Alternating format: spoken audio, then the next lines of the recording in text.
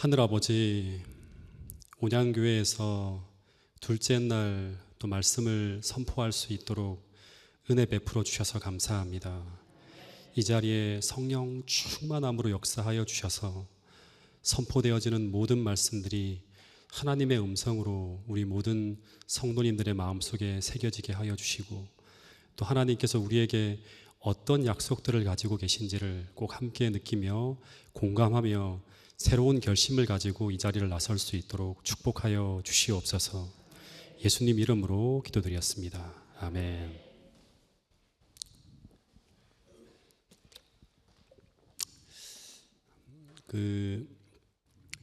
복음이라고 하는 것은 이제 복된 소식인데요. 한마디로 하면 어저께 제가 말씀드린 것처럼 우리가 섬기는 그 예수님께서 창조주 하나님이시면서 동시에 그분이 우리를 너무나 사랑하시는 구원자라고 하는 것입니다. 조금 더 구체적으로 이야기하면 이 구원자 되신 하나님께서 우리를 위해 과거 하신 일과, 그리고 그분이 믿음으로 우리가 그분을 개인의 구주로 영접한 그런 모든 사람들을 위해서 앞으로 하실 일에 대한 약속된 이야기가 바로 이제 복음이에요. 근데 그 약속 중에 하나가 무엇인가 하면 바로 우리 인생을 재창조하신다고 하는 거예요. 근데 이것이 얼마나 복된 소식인가 하면 제가 모 방송사의 이제 아침 프로 중에서 출발 새 아침이라고 하는 프로가 있었는데, 어느 날 이 프로를 진행하는 아나운서가 가구에 대한 이야기를 하던 중에 실수를 해서 가구를 고쳐드립니다라고 이렇게 이제 해야 되는 것을 과거를 고쳐드립니다라는 그런 이야기를 합니다.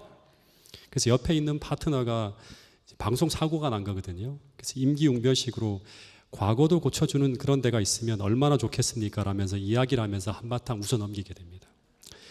근데 여러분, 과거를 고칠 수 있는 병원이 있다면 아마 수많은 사람들이 몰릴 것이라는 그런 생각이 듭니다. 왜냐하면 우리는 모두 아쉬운 과거가 모든 사람들에게 있기 때문입니다. 그래서 많은 사람들이 하는 이야기가 뭔가 하면 과거를 지우고 싶다거나, 혹은 과거와 다른 오늘을 살고 싶다거나, 혹은 오늘과 다른 내일을 살고 싶다고 하는 그런 이야기를 수도 없이 합니다. 즉 인생의 변화를 갈망한다고 하는 것이죠. 근데 수많은 사람들이 과거와 다른 인생을 살아가고자 하는 소망은 있지만, 그러나 실제 대부분은 그들이 소망하는 그 다른 인생을 살아가는데 실패한다고 하는 것입니다. 그래서 교도소에서 수많은 범죄자들이 이제 교정교육을 받고 나오거든요. 근데 대부분은 어떻게 하죠? 또다시 교도소로 들어갑니다.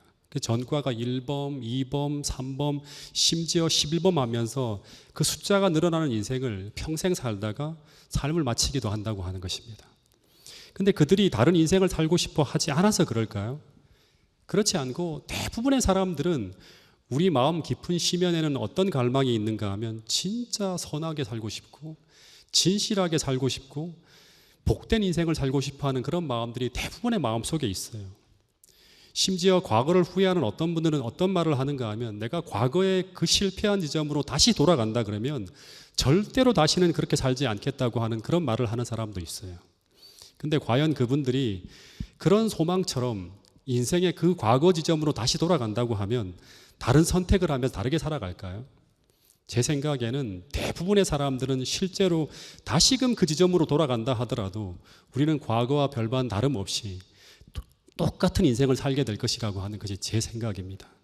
왜냐하면 우리가 아무리 그런 소망을 가지고 살아간다 하더라도 우리는 우리의 소망대로가 아닌 우리의 성품대로 살아가게 되기 때문이라고 하는 것입니다. 성경은 말하기를 과거와 다른 오늘을 살기 위해서는 우리는 과거와 다른 환경이 아니라 과거와 다른 성품이 내 안에 들어와야지만 우리 인생이 달라지게 된다고 성경은 이야기하고 있는 것입니다. 그런데 그 성품이라고 하는 것은 무엇인가 하면, 좋은 성품이라고 하는 것은 우리로 건강하고 진실한 삶을 살아가도록 우리 삶을 이끄는 건강하고 단단하고 진실한 마음을 소유하고 있는 상태를 말하는 것입니다. 그 차에서 그 차의 움직임의 전체를 컨트롤하는 것이 있는데, 그 차의 운전석에 위치한 핸들이에요. 이 자동차는 이 핸들의 변화에 따라서 자동차 전체가 변화하면서 움직이게 됩니다. 특별히 고속주행 시에 보면 이 미세한 움직임에 의해서 자동차가 크게 왔다 갔다 하는 걸 볼 수 있습니다. 그런데 사람도 자동차처럼 그 자동차의 핸들과 같은 것이 있는데 그것이 바로 무엇인가 하면 우리의 마음이라고 하는 거예요. 그래서 이 마음의 변화에 따라서 우리의 표정이 바뀌고요. 우리의 행동이 바뀌고 우리의 행위, 심지어 우리 삶의 모든 것이 달라지고 바뀌어진다고 하는 것입니다. 그래서 이 마음이 안정되어 있지 않으면 우리 삶이 막 흔들려요. 자동차 핸들이 막 흔들리면 자동차가 흔들리는 것처럼 쉽게 유혹에 넘어가는 것, 조금만 어려운 환경을 만나도 쉽게 불행을 느끼는 것, 우울해지는 것, 감정 컨트롤이 잘 안 되는 것, 전부 건강하지 않은 마음, 즉 건강하지 않은 성품과 관계되어지는 것이라고 하는 것입니다. 그래서 몸에 다른 어떤 것을 수정하고 영향을 준다 하더라도 만약 이 마음의 변화를 주지 못했다면 결국 그 사람의 성품의 변화를 주지 못하게 되는 것이고, 그러면 그 인생은 달라지지 않는다고 하는 것입니다. 똑같은 인생을 살아가게 되는 거예요. 환경만 바뀌지. 그래서 하나님께서도 늘 우리에게 관심을 갖고 있는 부분이 어디인가 하면, 실제로는 우리 행동보다는 어디에 더 많은 관심을 갖고 있는가 하면 우리의 마음에 관심을 갖고 있다고 성경은 이야기하고 있습니다. 잠언 17장 3절 말씀은 같이 한번 읽어보겠습니다. 시작.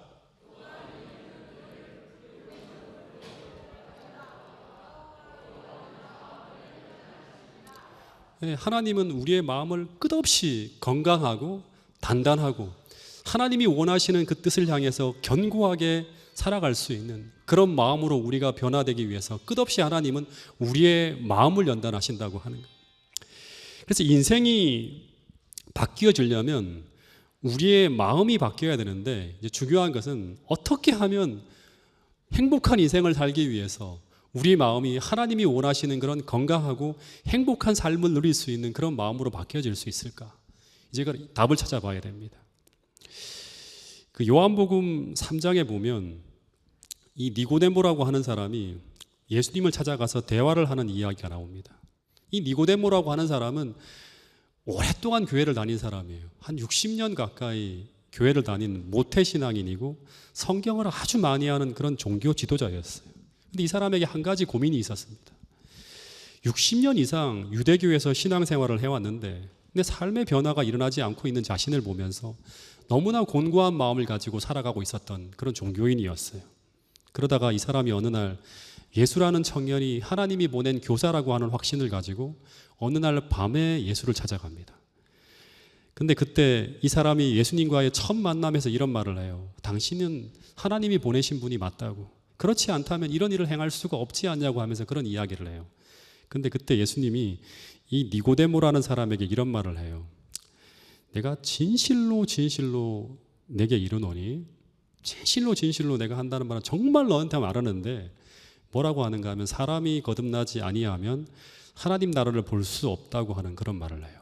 근데 이 말은 어떤 말인가 하면 너는 말을 돌리지 말라고 하는 거예요. 그러면서 하는 말이 나는 너가 왜 이 밤에 나를 찾아왔는지 안다고 하는 거예요. 그러면서 하시는 말씀이 너는 정말 너의 삶을 고치고 싶고 정말 너의 삶이 바뀌고 싶은 그런 갈망을 가지고 나를 찾아오지 않았냐고 하는 거예요. 그러면서 말씀하시기를 너가 정말로 변화되고 싶다면, 너가 정말로 행복하게 살고 싶다면, 너가 정말로 이전과 다른 인생을 살고 싶다면 그렇다면 너는 어떻게 해야 된다? 거듭나야 된다고 하는 그런 말씀을 하셨어요. 이 거듭난다고 하는 이 말은 다시 태어난다고 하는 그런 말인데요. 이 말은 어떤 말인가 하면 너 안에서 스스로 있는 어떤 것을 가지고 스스로 조작하고 고치고 개선하고 그러는 가운데 일어나는 어떤 변화가 아니라 외부에서 무엇인가 새로운 것이 들어가서 너를 새롭게 창조하게 하라고 하는 그런 말이에요. 근데 예수님께서 지금 니고데모에게 하시는 말씀이 너의 몸을 재창조하라고 하는 말은 아니죠. 몸을 재창조하려면 엄마 뱃속에 다시금 들어갔다가 나와야 되는데 그렇지 않고 주님께서 말씀하시는 이 거듭남이라고 하는 것은 무엇인가 하면 마음의 거듭남을 의미하는 거예요. 즉 우리 마음이 새롭게 변화되어지는 것을 말하는 거예요. 즉 이전에 우리가 가지고 있는 마음과 전혀 다른 새로운 마음이 우리 안에 들어와서 그 새로운 마음이 우리를 지배하고 이끌어가는 일이 일어나는 것, 그것을 가지고 성경에서 뭐라고 하는가 하면 거듭남이라고 이야기합니다. 이 말은 이제 나의 삶을 운전하는 운전수가 나에게서, 즉 나의 연약하고 불완전하고 불행한 마음에서 완전히 새로운 마음으로 나의 인생의 운전수가 바뀌어지는 것, 이것이 바로 뭔가 하면 성경에서 말하는 거듭남이에요. 제가 이전 교회에 이제 부임해서, 지금 말고요, 이전 교회 부임해서 이제 경험하는 것 중에 참 놀라운 것 중에 하나가 뭔가 하면, 저랑 같이 사역을 하는 이제 50대 여집사님이 한 20, 30명이 됐는데, 근데 그분들이 대부분 다 차를 몰 수 있어요. 교회 차를. 그래서 수많은 여집사님들이 다 교회 차에 운전이 가능했어요. 근데 그렇기 때문에 제가 다양한 분들이 차를 모는 것을 제가 조수석에 타서 이렇게 지켜볼 수가 있었는데, 근데 똑같은 차를 타고 있는데도 그 운전대를 누가 잡고 있는가에 따라서 그 자동차가 전혀 다른 방법으로 주행이 이루어지는 걸 제가 느낄 수 있었어요. 승차감부터 시작해 속도감까지 모든 것이 달라져요. 어떤 분은 속도감 넘치는 막 주행을 하는가 하면, 어떤 분은 정말 잠을 자도 괜찮을 만큼 조용하게 운전하는 분이 있고, 또 어떤 분은 속도감 정도가 아니라 제가 조수석에 앉아갖고 막 그 의자에 등받이를 떼고 막 완전히 핸들을 손잡이를 붙들 만큼 스릴감이 넘치는 그런 운전을 하는 분도 계셨어요. 차는 같은 차인데 이 차가 갑자기 스포츠카가 되기도 하고 세단이 되기도 하고 봉고가 되기도 하는 이유는 뭔가 하면, 차는 그 운전대를 잡고 있는 사람의 성향대로 주행이 가능하기 때문이라고 하는 것입니다. 마찬가지로 우리 인생을 관장하는 그 마음의 핸들을 누가 쥐고 있는가에 따라서 우리 삶의 모습이 전혀 달라지게 된다고 하는 것입니다. 나의 불완전하고 연약하고 허물 많은 나의 마음이 나의 운전대를 잡고 있다면 늘 불안정한 인생을 살게 돼요. 늘 불안하고 두렵고 염려되는 그런 인생을 살게 되는 것입니다. 그러나 나의 삶의 운전대를 내가 아닌 완전한 그분, 가장 안정적이고 가장 평화롭고 가장 행복하고 가장 의미 있게 나의 삶을 운전할 수 있는 그분에게로 나의 삶의 운전대를 넘겨줄 수만 있다면, 그러면 우리는 그분이 이끌어 가시는 가장 행복한 삶을 살아갈 수 있다고 하는 것이 바로 뭔가 하면 성경에서 말하는 복음이라고 하는 것입니다. 그 인생이 얼마나 행복하고 얼마나 평안하고 얼마나 기쁜지를 꼭 경험해서 알 수 있게 되기를 원한다고 하는 그런 소망을 가지고 성경의 수많은 기자들이 자기 삶의 이야기를 성경에 기록해 나왔다고 하는 것입니다. 여러분, 이 복된 소식이, 이 복음이 온양교회에 앉아있는 모든 분들의 삶 속에서 이루어지게 되기를 간절히 바라겠습니다. 이 삶의 운전대를 주님께 넘겨주는 것, 그것을 가지고 우리는 거듭났다고 하고 다시 태어났다고 하는 것입니다. 이것을 또 다른 말로 하면 내 인생의 주인이, 내 마음의 주인이 내가 아니라 누가 되었다? 하나님이 되었다고 하는 거예요. 그래서 예수 그리스도가 구주가 되었다고 그렇게 이야기하는 것입니다. 그러면 또 하나 중요한 게 뭔가 하면, 이 나의 삶의 운전대를 어떻게 우리가 예수님에게로 넘겨줄 수 있을까? 어떻게 예수님께서 나의 삶을 운전하게 할 수 있을까? 어떻게 하면 주님께서 나의 삶을 새롭게 재창조하시는 그 역사를 시작할 수 있을까 하는 거예요. 마찬가지로 이 니고데모도 그 방법을 몰라서 예수님께 물었어요. 그래서 니고데모가 우리가 어떻게 다시 태어날 수 있는지 그 방법을 물을 때 주님께서 말씀하신 것이 바로 뭔가 하면 두 가지의 이야기를 했는데요. 물과 성령으로 거듭나라고 말씀했어요. 이 말씀을 같이 한번 읽어보겠습니다. 요한복음 3장 5절 말씀이에요. 시작.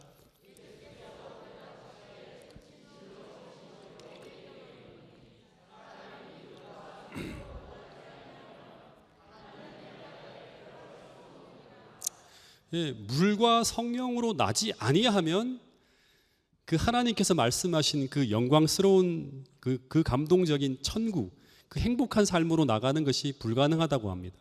그러면 물은 뭐고 성령은 무엇일까? 이 니고데모가 바로 고민했겠죠. 이 이야기를 들으면서. 물은 결론부터 이야기하면 침례를 의미해요. 근데 이 물은 첫 번째 의미는 뭔가 하면 죄를 씻는 샘을 상징합니다. 그 두 번째는 이 물이 의미하는 게 뭐냐 그러면 죽음, 즉 물무덤을 상징합니다. 첫 번째 죄를 씻는 샘이라고 하는 것은 뭔가 하면 내가 이전에 그리스도를 모르고 살아온 삶을 깊이 회개하는 거예요. 그러니까 다시 말하면 깊이 회개하고 이제는 하나님이 주시는 말씀대로 살고자 하는 새로운 결심을 가지고 주님 앞으로 나가는 것. 이게 첫 번째, 거듭남을 위해서 해야 될 첫 번째예요.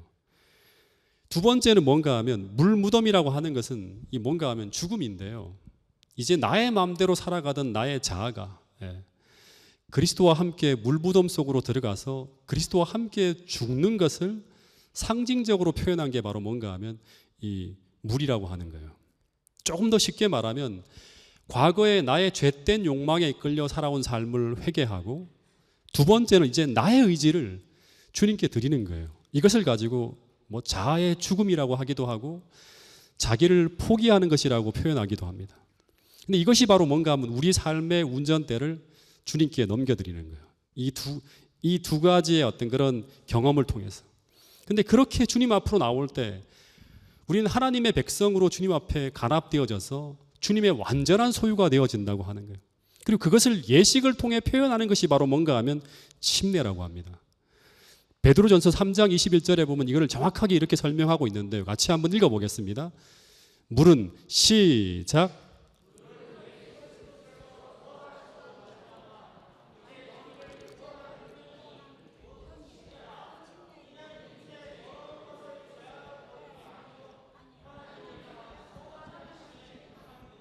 예, 물은 예수 그리스도께서 부활하심으로 말미암아 이제 너희를 구원하는 편이 곧 침례라 합니다. 이는 육체의 더러운 것을 제하여 버림이 아니요 하나님을 향한 선한 양심의 강군이라. 이 침례를 제가 언제 받았는가 하면 1990년 2월 24일 날 제가 받았어요. 저는 강원도 태백에 있는 황지교회에서 침례를 받았는데, 그때 침례를 받기 전에 저는 한 2년 동안 준비해서 침례를 받았기 때문에 저는 정말 완전히 변화되어질 줄 알았어요. 왜냐하면 제가 당시에 침례를 받기 전에 제 생각을 그때 상황을 한번 생각해 보면 제가 정말 주님을 사랑했고요. 그리고 진심으로 변화되어지기를 너무너무 소망했던 그런 사람이었어요. 그래서 이 침례를 받게 되는 날, 그때 문치양 목사님이 저를 침례를 주셨는데, 강원도 태백에서 제가 설레는 마음으로 이 날을 손꼽아 기다리면서 거의 잠을 이룰 수가 없었어요. 그 전날 딱 됐을 때. 그래서 학교를 다니다 방학 중에 제가 침례를 받겠다고 태백에 내려가서 그 안식일 예배를 드리고 난 후에 이제 황지교회라고 하는, 태백에 보면 이제 옛날에 그 황지교회가 있었는데 지금도 있지만 그 앞마당으로 딱 나와요. 예배 끝나고 난 다음에. 근데 야외 간이 침례탕이 이제 송판으로 만들어져서 딱 있었는데 거기에 집사님들이 비닐을 씌워서 침례탕을 준비했어요. 그리고 막 그 겨울이었잖아요. 태백이 얼마나 추운지 알죠. 그래서 뜨거운 물을 막 갖다 부어서 침례탕을 집사님들이 채우고 있는 걸 봤어요. 그리고 그날 축복이 그냥 눈이 퍽퍽 쏟아지는데 침례를 받는데 눈물이 막 퍽퍽 쏟아지는 거예요. 그리고 침례를 받고 난 후에 너무나 기뻤어요. 그리고 이제 저는 새로운 피조물로 다시 태어난다고 목사님이 거듭거듭 설교해 하신 것처럼 그 생각을 하니까 너무나 감격스러운 거예요. 근데 당시 제가 침례를 받은 후에 달라진 것이 무엇이었을까? 꼭 제가 침례 받기 전에 사람들에게 가르쳐줘요. 제 경험을 통해서. 저는 침례 받기 전에 제가 모태신앙이 아니기 때문에 끊지 못하고 있는 악습들이 정말 많았어요. 그중 하나가 뭔가 하면 제가 팝송을 좋아하는 정도가 아니라 너무나 좋아했어요. 당시 제가 듣던 그 팝송의 가사가 건전하지 못하다는 것을 저는 알고 있었지만 안 들으려고 하지만 쉽게 끊어지지가 않는 거예요. 특히 고등학교 때부터 제가 거의 이어폰을 항상 귀에 꽂고 공부도 하고 학교 갈 때도 그 꽂고 다니고, 그 다음에 뭐 자기 전에도 항상 이 귀에다가 이제 이 팝송을 듣는 것을 즐겨 들었기 때문에 거의 뭐 제가 좋아하는 옛날에 유명한 팝 가수의 그 팝송곡은 수백 번도 더 들은 것처럼 그런 기억이 날 정도로 그렇게 좋아했어요. 근데 침례를 받고 난 후에 이 팝송의 가사들이 제가 알고 있거든요. 건전하지 못하다는 것 때문에 다 포기하기로 결심하고 침례 받기 전에 제가 그 카세트 테이프를 한 거의 수백 장을 가지고 있었는데 그 전부를 다 갖다 버렸어요. 근데 놀라운 것은 침례를 받고 난 후에도 저는 여전히 그 음악을 그리워한다고 하는 거예요. 시내를 걷다가 그 옛 추억이 담긴 그 음악이 들려오면 옛날에 가판대에다 음악을 틀어놓잖아요. 나도 모르게 그 가판대 앞으로 쭉 다가가서 그 테이프를 나도 모르게 1,000원에 하나씩 살 수 있었거든요. 하나 둘 계속 구입하고 있는 거예요. 그리고 또다시 또 버려요. 들으면서. 수도 없이 반복하는 거예요. 사고 버리고. 왜냐하면 이 욕망이 사라지지 않았기 때문인 거예요. 의심이 드는 거예요. 내가 침례를 받았는데 왜 이런 마음이 남아있는 것일까? 그리고 또 제가 정말 좋아했던 음식들이 있어요. 침례 받기 전에 제가 다 정리했거든요. 근데 그 욕망이 여전히 사라지지 않고 있는 거예요. 기차를 타고 갈 때마다 부모님이 매번 사주셨던 것 중에 하나가 뭔가 하면 이 전기 오징어 구이가 있는 거예요. 매번 그 사람이 지나가기만 하면 침이 꼴깍꼴깍 넘어가고 주머니에서 돈을 따가 집어넣다 계속 그러는 유혹이 되는 거예요. 예. 그리고 제가 정말 좋아했던 것은 이 돼지고기 삼겹살을 이 태백의 광부분들이 대부분 다 이 진폐증 때문에 그 돼지고기에 있는 그 기름이 이 진폐를 이 돌멩이를 빼낸다는 그런 어떤 속설을 가지고 수도 없이 그 돌판구이를 많이 드셨어요. 그때마다 옆에서 같이 있으면서 그걸 먹었던 기억이 나요. 근데 그것을 끊기는 끊었는데 여전히 제 마음속에 욕망은 사라지지 않고 있는 거예요. 그러면 변한 것이 무엇인가? 욕망은 그대로 있는데 그냥 참는 것이 변화된 것인가? 이게 무슨 재창조되는 것인가? 이런 생각이 드는 거예요. 여러분, 침례를 받으면 변하는 게 무엇인가요? 나의 육체적 본능은 아직 그대로인데 침례 받은 후에 변하는 것이 무엇일까요? 변하는 것은 단 하나가 바뀌게 된다고 합니다. 그게 바로 뭔가 하면 베드로전서 3장 21절에 보면 하나님의 뜻대로 살고자 하는 선한 양심이 그 마음 하나가 새롭게 내 마음에 들어온다고 하는 거예요. 여러분, 이게 수도 없이 여러 성경절을 통해 반복되어지고 있는 걸 보게 돼요. 이것을 로마서 6장 4절에서는 뭐라는가 하면 우리가 정말 주님 앞에 우리의 의지를 드렸다면 주님과 함께 나의 의지가 포기되어지고 내가 정말 주님과 함께 죽어 장사를 치렀다면 그 죽음을 통해서 한 새로운 생명이 태어나서 우리로 하여금 새로운 생명 가운데서 우리가 행하게 된다고 하네요. 근데 이 새로운 생명을 시대의 소망이라고 하는 책에서는 뭐라고 하는가 하면 새로운 마음이라고 분명히 얘기합니다. 이게 베드로전서 3장 21절에 보면 우리 마음속에 하나님 뜻대로 살고자 하는 선한 양심이라고 하는 거예요. 새로운 생명이 들어왔다고 하는 것은 새로운 마음이 들어왔다고 하는 거예요. 그리고 마태복음 13장에서는 이것은 마음밭에 심겨진 겨자씨 한 알이라고 해요. 한 알. 혹은 가루 반죽 속에 들어간 적은 누룩이라고 표현하기도 해요. 에스겔서 36장 26절에서는 이것을 새 마음이라고 또 표현하기도 해요. 새 마음. 그런데 이 표현들은 전부 어떤 것을 이야기하고 있는가 하면 이전의 본성을 가지고 있는 우리 마음밭에 한 새로운 마음이 심어지는 것을 거듭남으로 표현하고 있는 거예요. 이전의 본성을 가지고 있는 우리 마음밭에 한 새로운 마음이 딱 떨어지는 거예요. 이게 바로 거듭남의 시작이라고 하는 거예요. 근데 전부 그 마음이 처음에는 어떤 것이다? 작은 마음으로 시작한다고 표현하고 있는 거예요. 이 새로운 마음이 죄로 포로된 우리 마음을 구출하기 위해서 우리의 불안정하고 불행한 마음을 천국으로 변화시키기 위해서 예수께서 심어놓은 천국의 마음이라고 성경은 표현하고 있는 거예요. 그런데 이 마음을 마태복음 13장에서는 우리 마음에서 시작된 하늘나라, 천국이라고 표현하고 있어요. 마태복음 13장 31절부터 33절까지의 말씀을 제가 들려드린 이 말씀을 생각하면서 한번 읽어보겠습니다. 시작.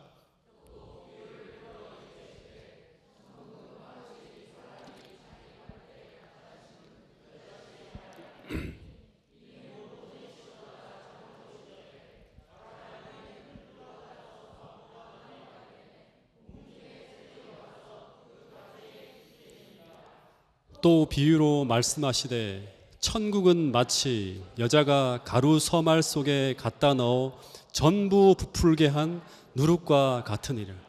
천국은 마치예요. 천국은 마치 자기 밭에 갖다 심은 겨자씨 한 알 같으니 이는 모든 씨보다 어떤 것이다?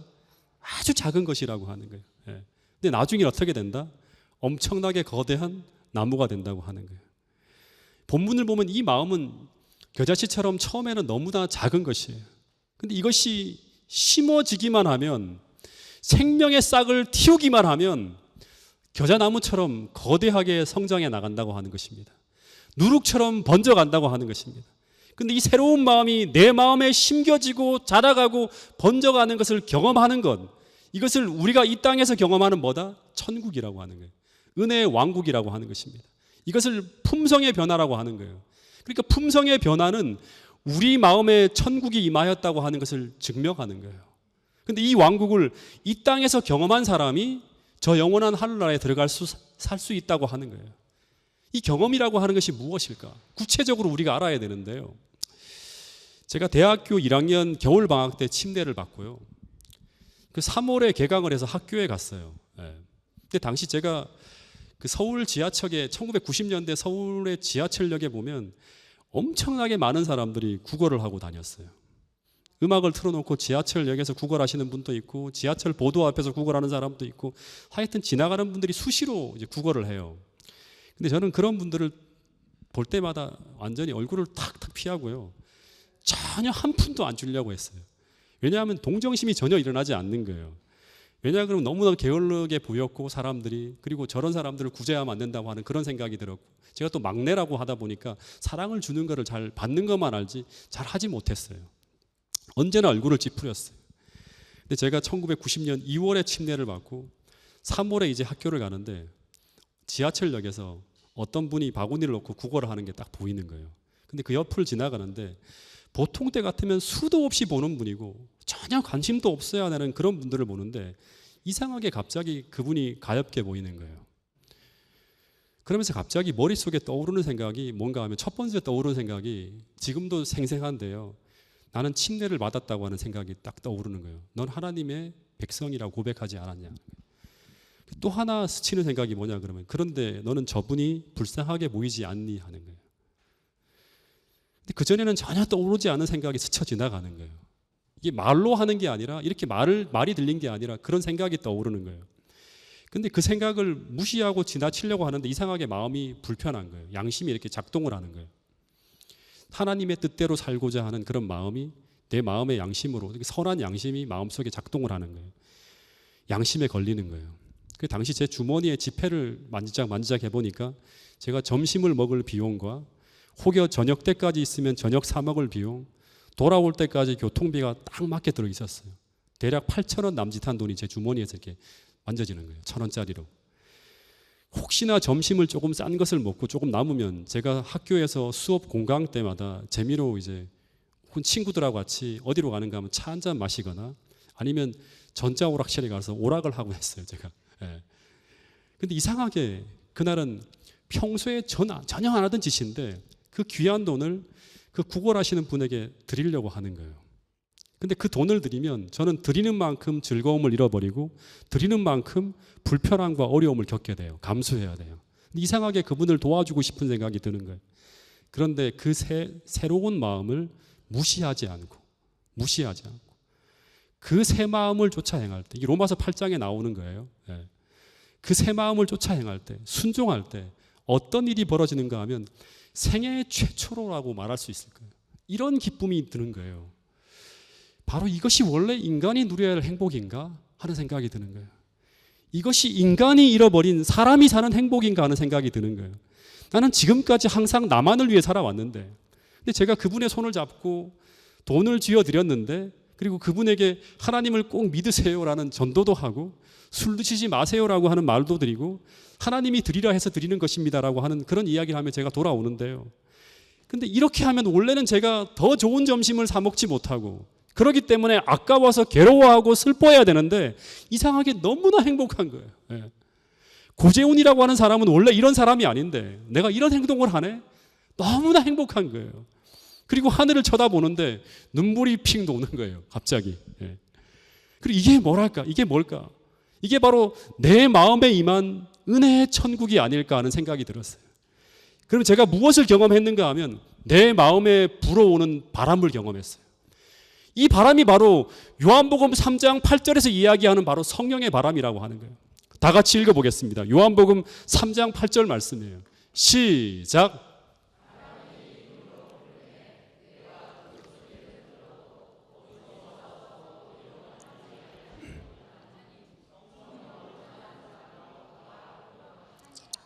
여러분, 주님은 우리가 거듭나게 될 때, 물과 성령으로 거듭나게 될 때 우리의 마음엔 이 새로운 마음이 우리 마음에 심어지고 그리고 그 마음이 우리 마음에서 자라나도록 하는 성령의 바람이 불게 된다고 합니다. 이 바람이 불게 되면 우리는 변화되어지는 거예요. 마치 하나님께서 하나님의 신이 처음 세상을 창조할 때 세상을 창조하는 모든 창조 과정에 불어닥쳤던 것처럼 오늘 여러분들의 마음속에도 이 성령의 바람이 불 때 하나님이 원하시는 그런 행복한 그런 마음을 가진 사람으로 변화되어지는 천국을 경험하게 될 것이라고 성경은 이야기하고 있는 것입니다. 다시 말해 거듭남이란 우리가 그리스도와 함께 죽을 때, 우리 삶의 운전대를 넘겨드릴 때, 그때 우리의 마음에는 새로운 마음이 들어온다고 하는 것입니다. 그런데 이 마음은 이전에 없던 새로운 마음이에요. 이 새로운 마음을 새 생명으로 인도하는 새 마음, 또 다른 표현으로 하면 겨자씨 한 알 같은 작은 마음이라고 해요. 그런데 이 마음은 성령께서 우리 마음에 심어 놓으신 그런 마음이라고 하는 것입니다. 그런데 우리가 이 마음을 쫓아 행할 때, 즉 이 선한 양심이 우리 마음속에서 계속 우리를 이끌어 갈 때, 그 성령의 반응에서 이 성령을 쫓아 행할 때마다 이 성령의 바람은 계속 우리의 마음을 더욱 크게 변화시켜 나간다고 하는 것입니다.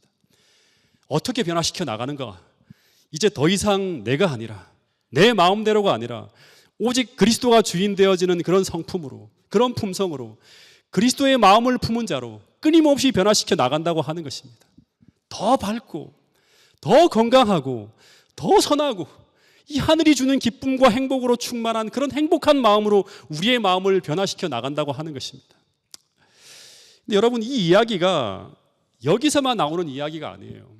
이 이야기가 인간이 처음 죄를 지었을 때 예수님께서 아담과 하와에게 선포하신 그 최초의 복음 속에 담겨 있었던 복음의 핵심 이야기 중에 하나가 바로 뭔가 하면 이 이야기예요. 창세기 3장에 보면 아담과 하와가 사단의 꼬임에 넘어가서 이 죄에 정복되어졌을 때 에덴은 지옥으로 변해버립니다. 그 기쁨의 동산인 에덴이 지옥으로 변해버린 이유가 뭔가 하면 그 환경이 갑자기 죄로 말미암아 파괴되어졌기 때문이 아니에요. 환경은 여전히 천국인데 그들은 죄로 말미암아 하나님께서 넣어준 그 사랑의 성품을 잃어버림으로 말미암아 너무나 이기적인 마음으로 변해버려서 지옥이 된 거예요. 그런데 그런 그들을 하나님께서 구하기 위해 내려오셔서 그들에게 복음을 제시하셨는데 그 복음이 바로 뭔가 하면 창세기 3장 15절에 나오는 최초의 복음이에요. 그런데 이 복음의 핵심은 바로 무엇인가 하면 그들이 하나님의 복음을 받아들이기로 결심했을 때 하나님께서는 하나님의 아들을 보내주사 그들의 죄를 사해 주실 뿐만 아니라 또 하나는 그들의 마음에 한 가지 새로운 마음을 넣어주기로 약속했어요. 근데 그것이 바로 뭔가 하면 이 뱀과 다시 말하면 사단과 원수가 되어지는 마음이에요. 즉 사단의 유혹을 저항하지 못하고 따라갈 수밖에 없는 그 죄로 이끌어지는 그 욕망에 이제 죄를 증오하고 미워하는 한 새로운 마음을 넣어주시겠다고 약속하신 거예요. 즉 죄와 투쟁하고 거부할 수 있는 새로운 마음을 넣어주시겠다고 약속하신 거예요. 근데 이 마음 하나가 우리 마음에 들어오면 어떤 일이 벌어지는가 하면 이 죄된 욕망과의 투쟁이 벌어지는 거예요. 갈등이 일어나는 거예요. 그게 바로 로마서 7장에서 말하는 거듭난 자의 마음 속에 항상 이 두 가지의 마음이 계속 투쟁하는 갈등이 벌어지고 있다고 이야기하는 사도 바울의 이야기예요. 이게 바로 창세기 3장 15절에 복음이 들어온 사람들의 마음에서 벌어지는 경험이에요. 근데 이 마음 하나가 처음에는 겨자씨처럼 아주 작고 미미한 마음이지만 이것이 오늘 우리 마음속에 소멸되어지지 않고 살아남을 수만 있다면, 즉 죽지 않고 자라날 수만 있다면 어떻게 변화되어지는가 하면 우리 마음 전부를 지배할 만큼 거목으로 자라난다고 하는 것입니다. 누룩처럼 우리 마음 전부를 뒤덮는 마음으로 커지게 된다고 하는 것입니다. 이 약속의 말씀을 증명하는 사람들이 누구인가 하면 바로 성경에 나온 수많은 인물들의 이야기예요. 기생 라합이 메시아의 조상으로 변화되어지고 7 귀신 들렸던 막달라 마리아가 가장 진실하고 선한 예수님의 제자로 변화되어지는가? 이기적인 삭개오가 이타적인 그리스도의 제자로 변화되어지는가? 거칠고 우레의 자식 같은 요한과 야고보가 사랑의 사도로 변화되어지는가? 여러분, 이런 모든 이야기들이 이 복음 이야기가 진실함을 증명하는 성경의 이야기라고 하는 것입니다.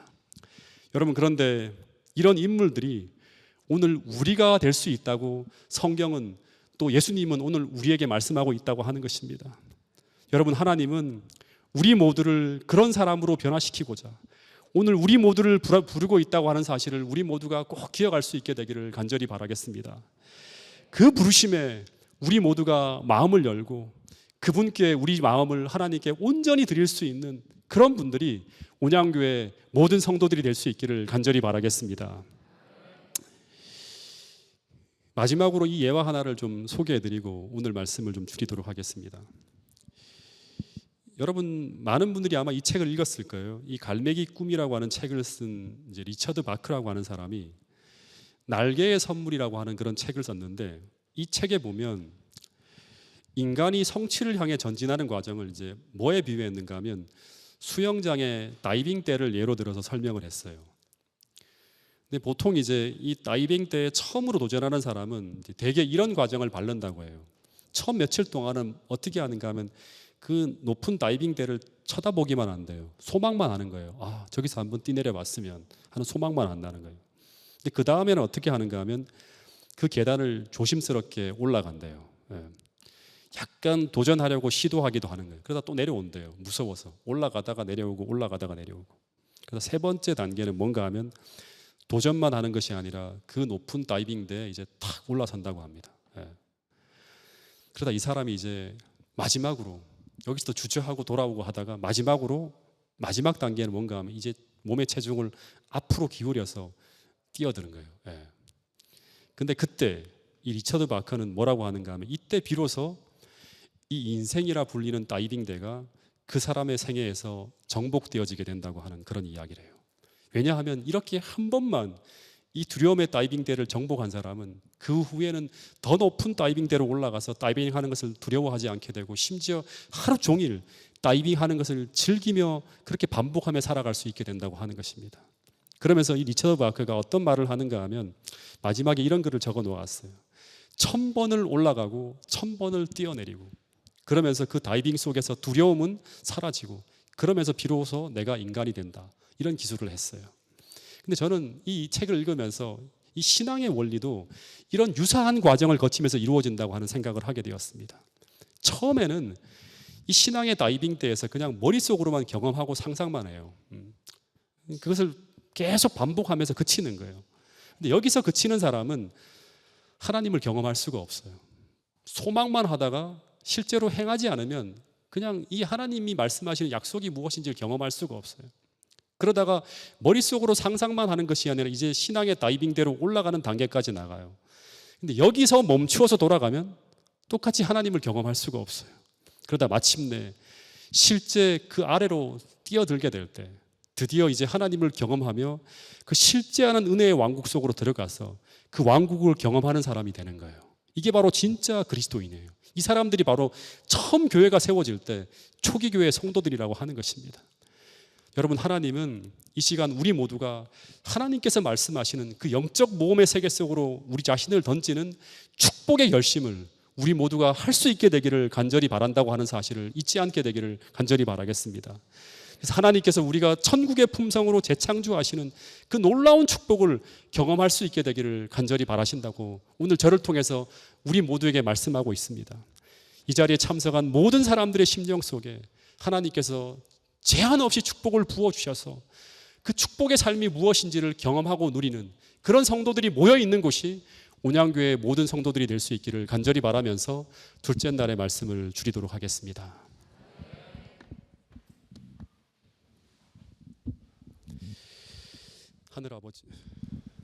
하늘아버지, 오늘 온양교회 성도님들과 더불어서 우리 인생을 축복의 삶으로 변화시키고자 갈망하시는 그 하나님의 선한 마음을 말씀을 통해 대언할 수 있도록 인도해 주셔서 감사합니다.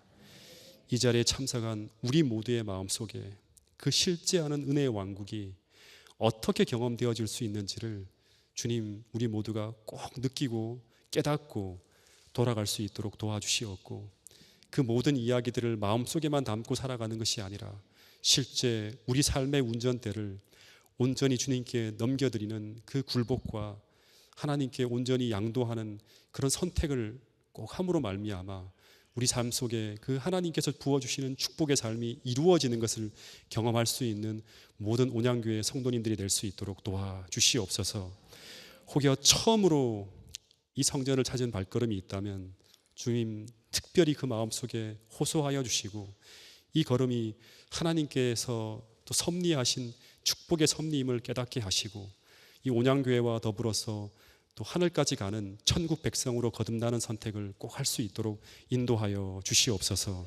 앞으로 계속되어지는 집회에도 주님 동행하여 주시고 함께하여 주셔서 성령 충만함으로 이 집회가 은혜롭고 또 이 집회를 통해서 주께서 이루시고자 하시는 놀라운 뜻이 이루어지는 그런 축복의 성회가 될 수 있도록 인도하여 주시옵기를 예수님 이름으로 감사하며 간절히 기도드렸나이다. 아멘.